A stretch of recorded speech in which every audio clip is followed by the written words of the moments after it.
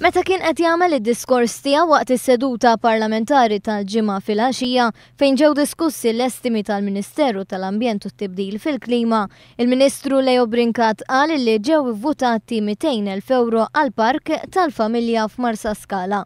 Huwa fisser kif sa tmiem is-sena il-park tal-familja mistenni jkun iċċertifikat għall-ewwel darba safe għan-nies bi bżonnijiet speċjali mill-Kummissjoni Nazzjonali Persuni b'Diżabilità. Il-Ministru Brincat ħabbar ukoll li kien hemm sejħa ta' espressjoni ta' interess sabiex jittaffew l-irwejjaħ mill-impjanti tal-waste servu għal din is-sejħa kien hemm ukoll 7 kumpaniji stabbiliti illi wrew l-interess.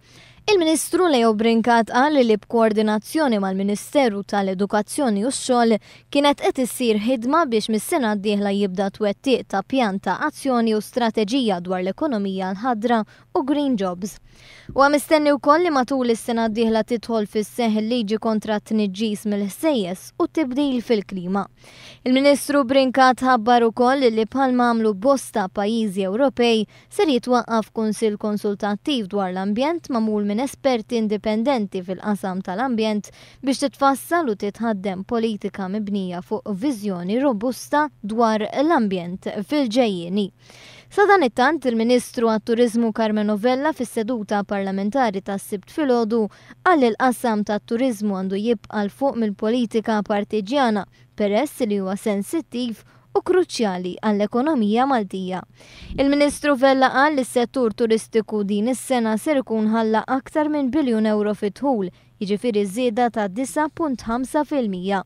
U għażiet jgħid li bis-saħħa tat-turiżmu nħolqu b'20% aktar opportunitajiet ta' impjiegi f'setturi li jiddependu fuq it-turiżmu. Il-Gvern irid ikattar it-turiżmu fix-xhur tax-xitwa u għalhekk ġew iffutati 1.5 miljun euro iżjed tal-Awtorità Maltija tat-Turiżmu. Dwar l-Ermal tal-Ministru Carmen Novella qal li l-pjan ta' ristrutturar wasal 2016 u hawnhekk ċaħad kategorikament li hemm pjani biex l-Erċajna tixtri isma fl-Ermalta. Iżda fakkar kif dan il-budget il-Gvern qed isaħħaħ il-kapital tal-Ermalta bi 15 miljun euro.